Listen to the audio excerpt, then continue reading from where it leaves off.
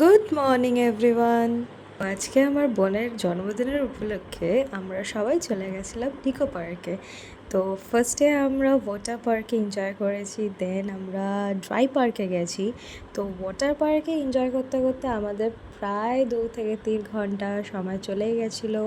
তারপরে ড্রাই পার্কে আসি, ততক্ষণে তো সন্ধ্যাও হয়ে গেছিলো। লাস্ট আওয়ারে আমরা যা মজা করেছি, আর এই রাইডটা সব থেকে এনজয়িং মোমেন্ট ছিল। একদম উপরে, আর উপরে গিয়ে স্টে করে, তারপরে তো নিচে যেই ধাপ করে নামায়, এবং সেরা লাগে। তারপরে আর একটা বোট রাইড ছিল, যেটা একটা গুহার ভিতর থেকে নিয়ে যায়। সেই রাইডটা বাচ্চাদের জন্য প্রচণ্ড বেশ এনজয়েবল মোমেন্ট হয়, তো বড়রা ভয় পায় না।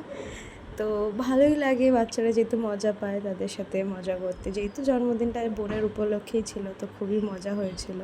তারপরে এটা একটা অ্যামেজিং ওয়ার্ল্ডে ঢুকেছিলাম, যেখানে চারিদিকে মিরর, আমাদেরকে রাস্তা খুঁজে নিজেদের মতনভাবে যেতে হয়। টাটা।